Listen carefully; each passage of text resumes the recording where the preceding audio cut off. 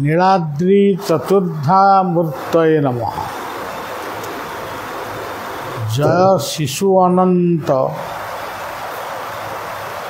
जय ज्योतिर्प्रभा रामचंडी रामचंडी अनंत सरोवर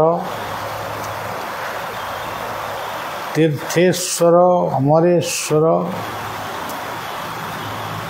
समस्त सद्गुरुवृंद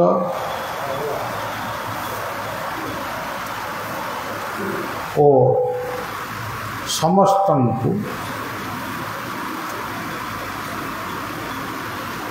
प्रणाम निवेदन करी समस्तंकर शुभ कामना करुँ। पुरी रे रथ यात्रा पुरी कौन पुरी कहले एक व्यापक शब्द को बुझा जाए। गायत्री मंत्र रे जो शब्द गुड़िक अच्छी ओम भू ओम भुव ओम स्व ओम मह ओम जन ओम तप ओम सत्य, ये सबू जाक होती पुरी बा श्रीक्षेत्र, जहाकू अन्य एक श्लोक आम कहू पूर्णमद पूर्णमिदं पूर्णात् पूर्णमुदच्यते पूर्णस्य पूर्णमादाय पूर्णमेवावशिष्यते। ये होती पुरी पुरीर वर्णन।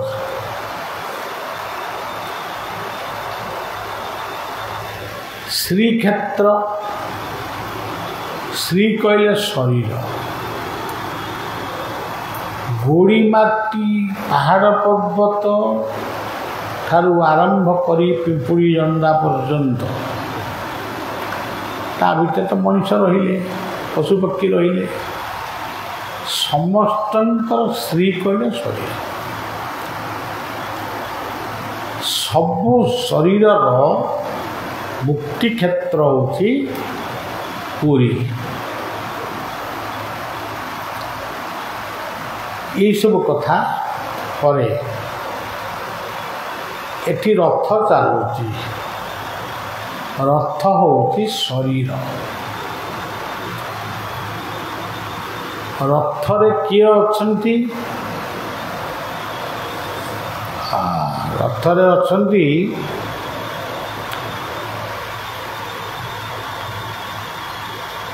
बड़ भद्रा जगत ताकू टिके उल्टे देले जगतर बड़ बलभद्र रूप में अच्छा। ये बड़ भितर सब कथा रहा जगतर समस्त भद्रता भद्र पुरुष भद्र नारी ये सुभद्रा भीतर रहा। जगत जगत कहले जेते प्रकार जगत दुनिया रे अच्छी महाशून्य ठारू एजावत जिते जगत अच्छे आम जहाँ जाने कि ना शुणी केवल कहते एमती अच्छी सेमती अच्छी एमती देखीलु सेमती देखीलु आम गुरु एमती कहले सेमती कहले किंतु कई किसी देखी ना जहाँ थिला अच्छी एवं रहिबो से गोटिक होची श्रीक्षेत्र। से श्रीक्षेत्र होची पुरी धाम। से श्री पुरी धाम होची ପୁରୁଷୋତ୍ତମ କ୍ଷେତ୍ର।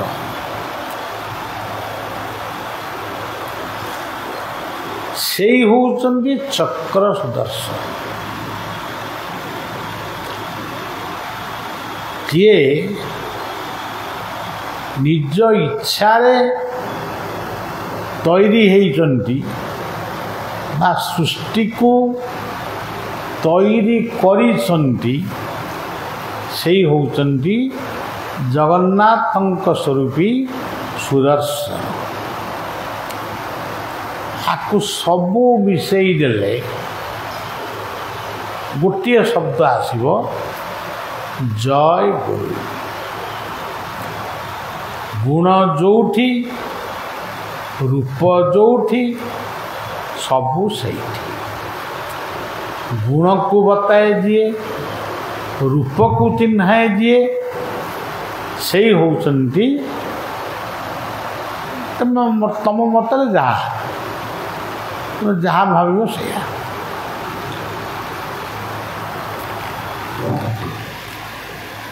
କ୍ଷେତ୍ର କହିଲେ ଏ ଦେଶ ବିଶ୍ୱ, ଆମ ଶରୀର, ଏ ସବୁଗୁଡ଼ାକ ହେଉଛି କ୍ଷେତ୍ରୀୟ କ୍ଷେତ୍ର। ଆମରି ଭିତରେ ଯେଉଁ ଘୋଡ଼ା ଗୁଡ଼ାକ, ଇନ୍ଦ୍ରିୟ ଗୁଡ଼ାକ ଅଛନ୍ତି, ସେମାନେ ରଥର ଘୋଡ଼ା। ଆତ୍ମା ହେଉଛନ୍ତି ରଥୀ।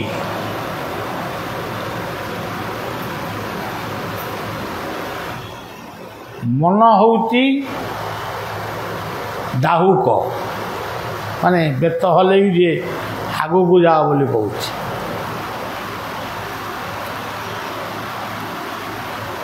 ଜଗନ୍ନାଥଙ୍କର ଲୀଳା ହେଉଛି ମାନବୀୟ ଲୀଳା।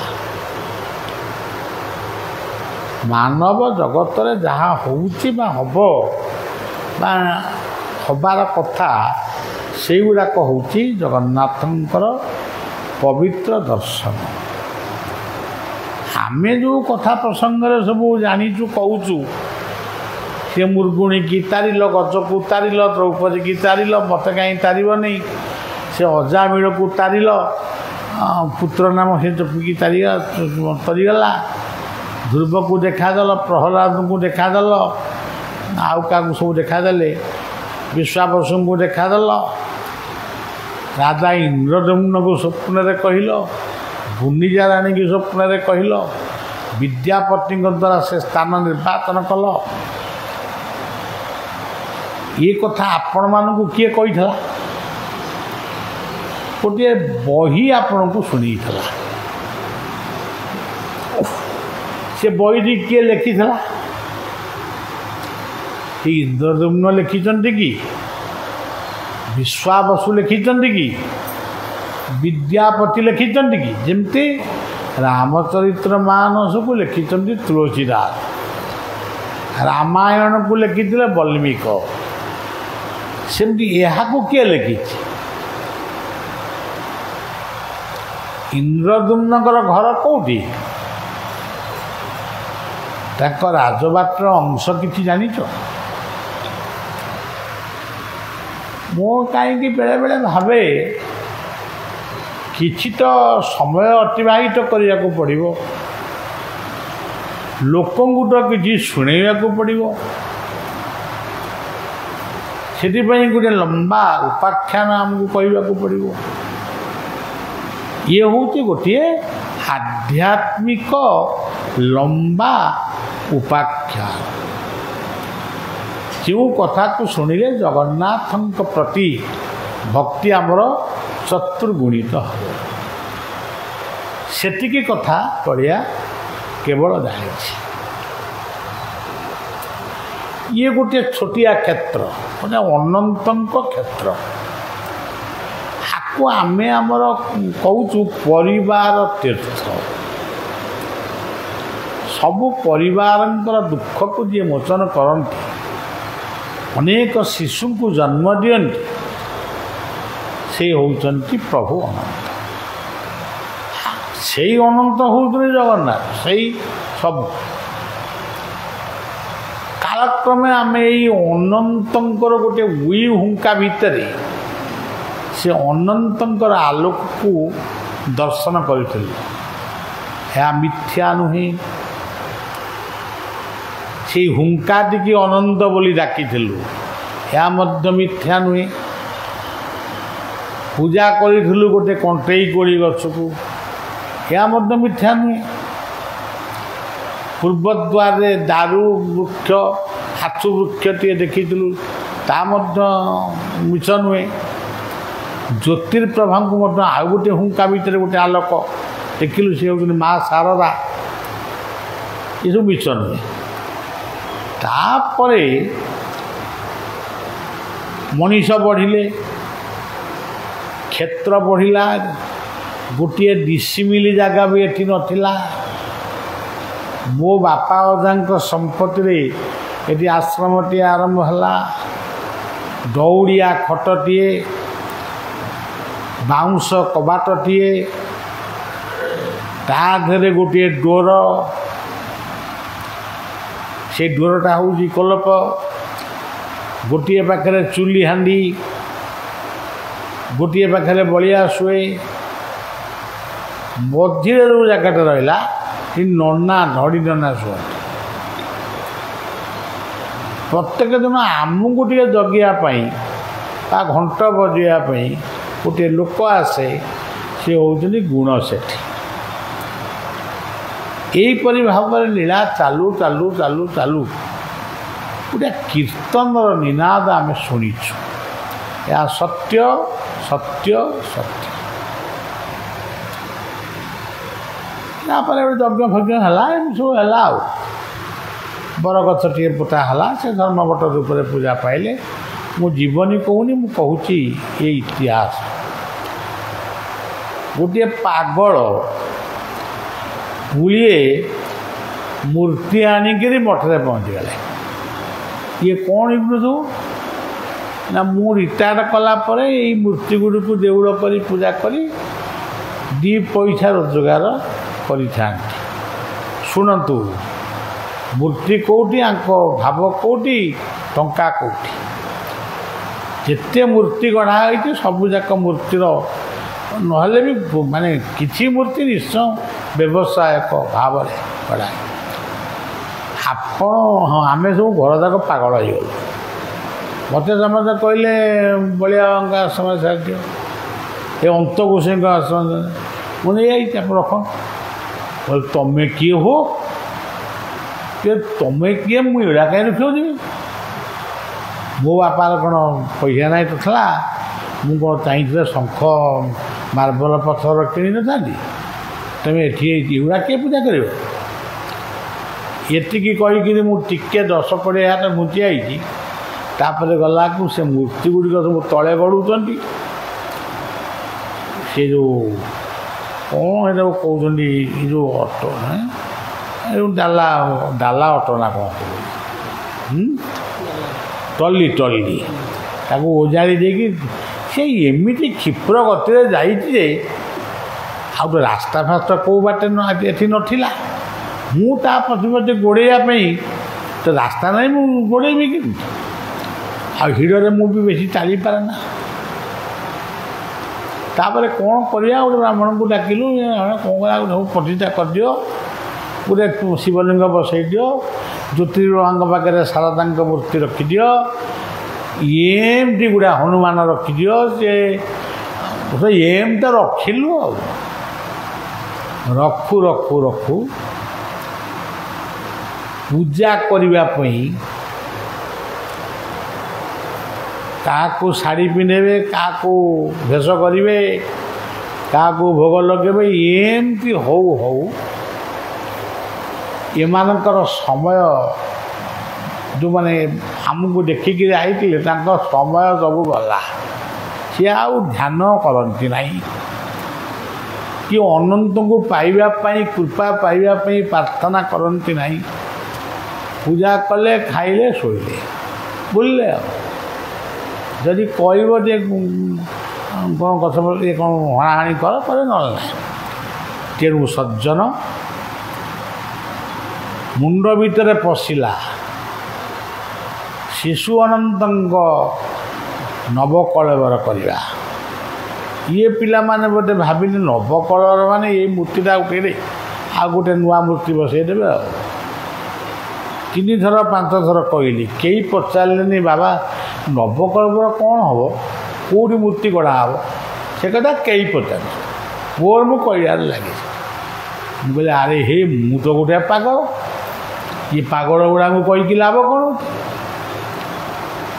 ଶେଷରେ ମୋ କାମ ମୁଁ କଲି।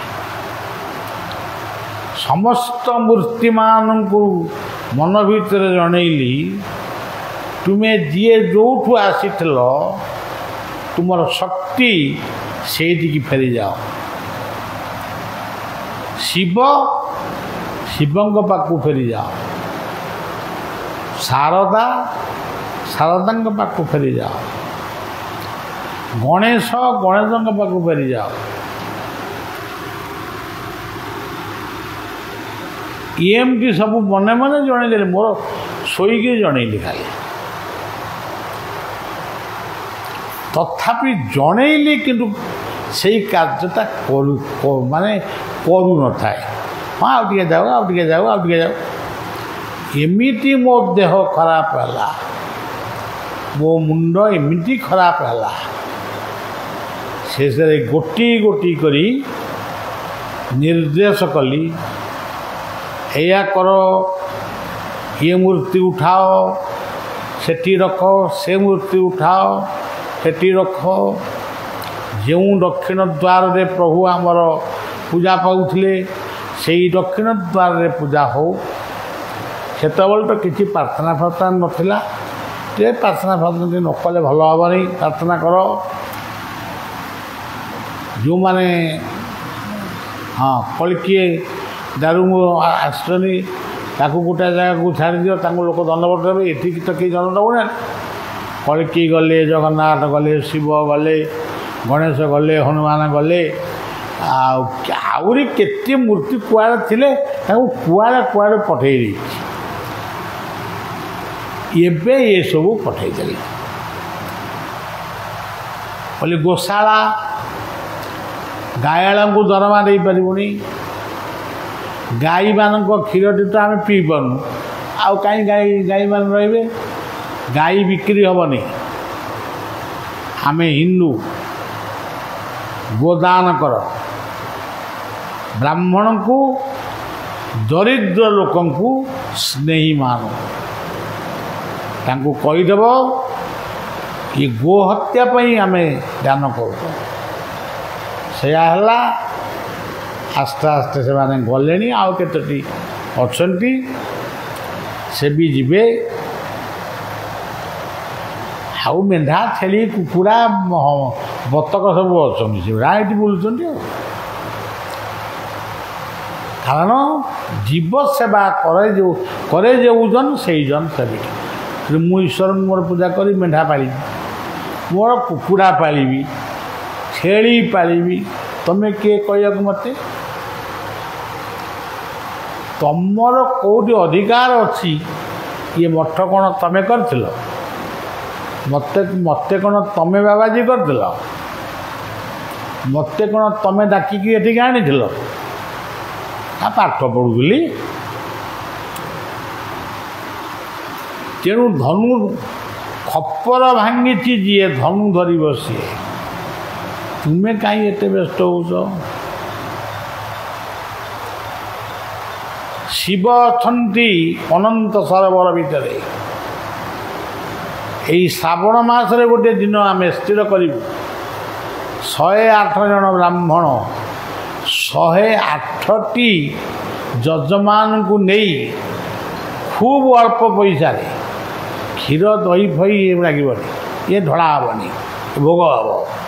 କେବଳ ଜଳରେ ଅଭିଷେକ କରି ମହିମନ ପଡ଼ିବେ, ମା ରାମଚନ୍ଦ୍ରଙ୍କୁ ସେଠି ପୁଷ୍ପାଞ୍ଜଳି ଦେବେ ଏବଂ ପୃଥିବୀର ଶାନ୍ତି ପାଇଁ ପ୍ରାର୍ଥନା କରିବେ, ନିଜ ପରିବାର ପାଇଁ ପ୍ରାର୍ଥନା କରିବେ। ସେ ଗୋଟେ ଭଲ ଲୀଳାଟିଏ ହେବ। ଇଏ ଯଜ୍ଞ ଯେ ଅକ୍ଷୟ ତୃତୀୟା ଠାରୁ ଲଗେଇଛନ୍ତି ଗୋଟେ ମେଳା, ତାକୁ ଆମେ ଯେତେ କାଟିଲା ବେଳକୁ ସିଏ ଗଲା ବଢ଼େଇ ବଢ଼େଇ ଚାଲିଛନ୍ତି। ଏଥର କେହି ବଢ଼େଇ ପାରିବ। ତ୍ରୟୋଦଶୀ ଦିନ ଅଧିବାସ, ଚତୁର୍ଦ୍ଦଶୀ ହେଉଛି ଆମର ମେଳା, ପୂର୍ଣ୍ଣମୀ ଦିନ ଶେଷ। जी पढ़ेब सी तार कह मोर मु गाड़ी धरी पड़े जोड़ी गुड़ा अपने कटक रही तेणु सज्जन कथाटी हूँ से कथाटी मोर मन पड़े आड़े साड़े मन गला गीतटी केते सुंदर है। अरे किए बजेब तू तो ये बजू सी किए बजेब प्रभु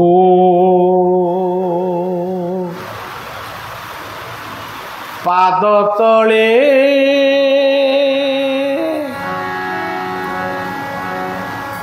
प्रणति ढाले तोली पूजा फूल संज सकाळे तोली पूजा फूल संज तोली पूजा फूल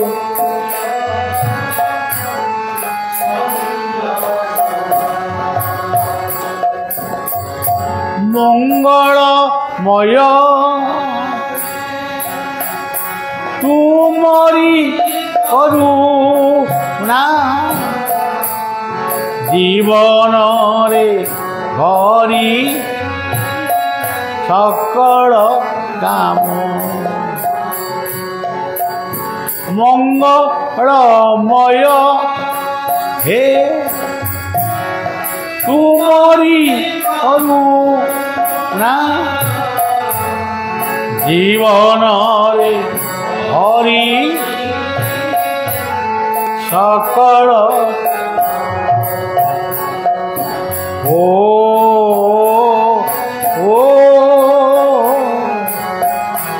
गाए निवेदन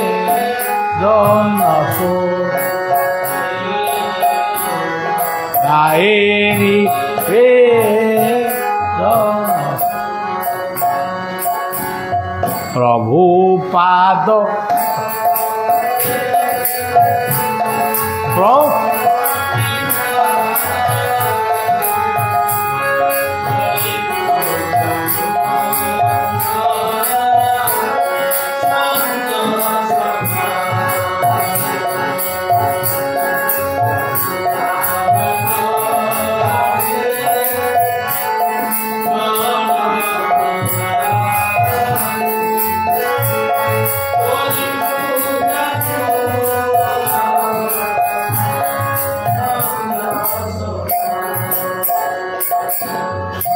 आम जो थिले से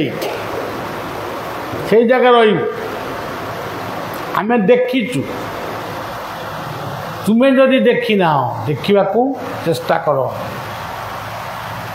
देखी छकी बंधु देखी छकी से आखी आलोक देखी छकी देखी छकी बंधु देखी छकी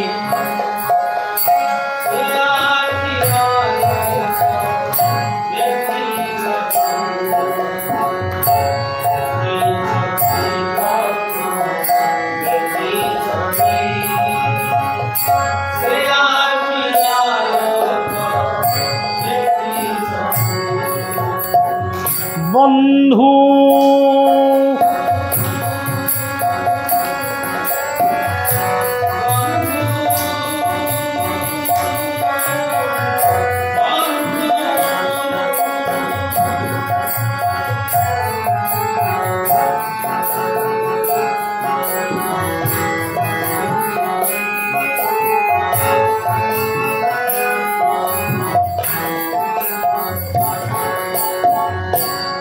बंधु जीवनर जेते अंध तिमिर धोई दिए जार ହସର ଜୁଆର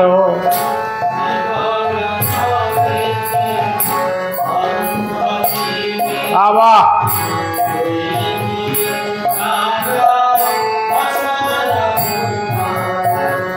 বন্ধুরে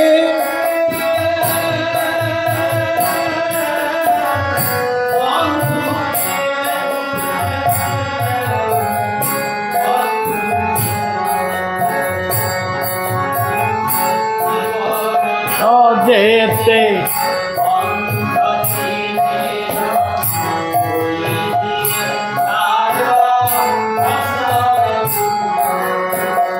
মমতা উচ্ছুড়া অমৃত পখড়া মমতা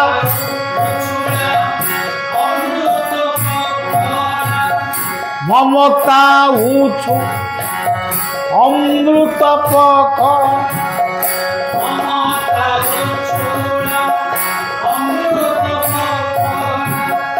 প্রিয় বন্ধুকে দেখিছ কি প্রিয় বন্ধু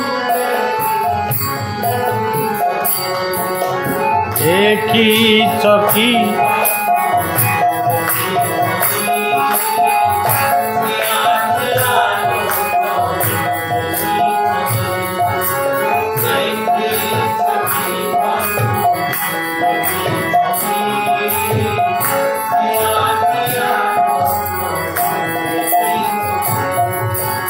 দেখি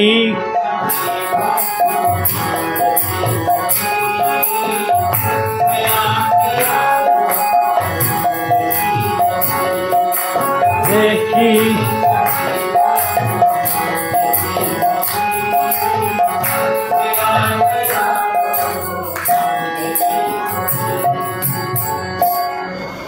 ବଳିଆ ଦେଖିଛି ଜଗନ୍ନାଥ ଠିଆ ହେଇକି 6 ଘଣ୍ଟା ଦେଖିଛି। ମୋର ମାନସ ଗୁରୁଙ୍କୁ ଅନ୍ଧାରରେ ଠିଆ ହେଇ 6 ଘଣ୍ଟା ଦେଖିଛି। ତଥାପି ମୁଁ ଫେରିପାରିନି। ଆଜି ବି ସେ ରୂପ ନାଚୁଛି।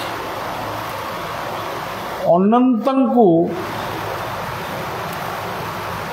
ଶୟନେ ସ୍ୱପ୍ନେ ଜାଗରଣେ ତାଙ୍କର ମହିମାକୁ ଅନୁଭବ କରିଛି।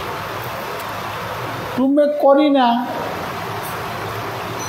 ତୁମେ ଗୋଡ଼ି ମାଟି ପଥରକୁ ମାନିବ, ମୁଁ କ'ଣ କରିବି? ତେବେ ଦେଖିଛୁ, ଆହୁରି ମଧ୍ୟ ଦେଖିବୁ। ଜୀବନର ଶେଷ ଜବନିକାରେ ସେ ଟିକେ ଦେଖାଦେଲେ ସେତିକି ଆମର କଥା ସରିବ। ମୋର କର୍ଣ୍ଣଗୁରୁ ରାଜୀବ ଲୋଚନ ଧଡ଼ି ବାବା ସେ ଗୋଟିଏ ଗୀତ ଗୁରୁ ବନ୍ଦନାରେ ଲେଖିଥିଲେ, ଏତିକି ମୋତେ ଚେତାଉ ଥିବ ମନରେ ରହି ନାମକୁ ନ ଛାଡ଼େ ଏହି ଆଜ୍ଞା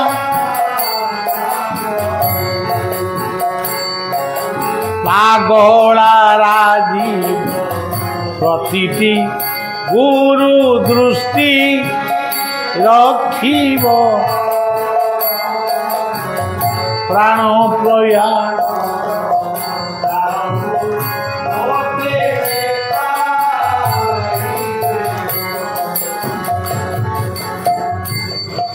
ସେତିକି ଆମର ଜୀବନର ମାଗୁଣି।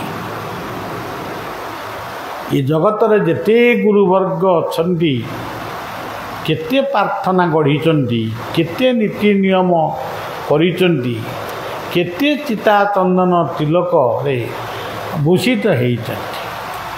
ବଳିଆ ଏସବୁକୁ ଦେଖିକିରି ଆନନ୍ଦ ହେଇଛି, କିନ୍ତୁ ଭାବିଛି ଲାଭ କ'ଣ ହେଲା? ସମସ୍ତେ ତୁମେ ଫେଲ୍ ହେଇଗଲ, ପରୀକ୍ଷାରେ ପାସ୍ କରିପାରିଲ। ତୁମେ ଭଲ ପରୀକ୍ଷକ, ଭଲ ଶିକ୍ଷକ ଆସିଥିଲ ଶିକ୍ଷା ଦେବା ପାଇଁ, କିନ୍ତୁ ପୁଳାଏ ପୁଳାଏ କ'ଣ ଶିକ୍ଷା ଦେଲ, ସେ କ'ଣ କଲେ, ତାଙ୍କ କଥା ତାଙ୍କର, ତମ କଥା ତମ। ଆଜି ବି ବଳିଆ ଗୋଟିଏ ପ୍ରଣାମ ସେଇ ଅନନ୍ତ କ୍ଷେତ୍ରରେ କରୁଛି।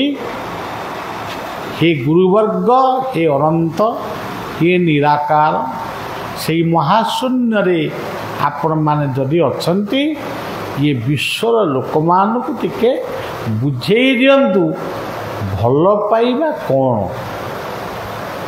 कर्म प्रकृत रे कौन, धर्म प्रकृत रे। एतिकी कही मोर प्रिय गुरुदेव मानक प्रणाम जनाऊँगी। अनंत पादरे समर्पित होउची। रथारूढ़ जगन्नाथ एवं तुलसी क्षेत्रर बलदेव, माटी शांत अनंत ज्योतिर्प्रभा माटी शांतानी एवं माटी शांत अच्युतानंद महापुरुष। दीप जलिला, चांदुआरे लागिला, लोक पोड़ी ना सबू जलीगला। लक्ष्मी बराम पाखे आली रे दीप लगो लगो साड़ी लगे बारना से लोकटा पड़गला। केदारनाथ रे दिन को लक्ष लक्ष दीप जलिला, अम्लजान जलीगला। अंगार कामल पुणी एमती है जे बादल फटा वर्षा है, हजार हजार लोक मरीगले। मनरे अच्युतानंदंकर विघटन शुणी मु कहली, हे दीप देवता, हे अग्नि देवता, तुम्हें से सूर्यंक पाखे थाओ, एठी आउ दीप लगे टिके आरती हम टिके संजय दिज्व, दीप लगे भोग किंतु हम। शेष प्रणाम जनी रथारूढ़ कालिया बलिया श्रीक्षेत्र पुरुषोत्तम धाम को प्रार्थना करी ए सेवक बलिया एठी कथा को विश्राम दौची। गछटिए लगेबे आ जय जय राधारो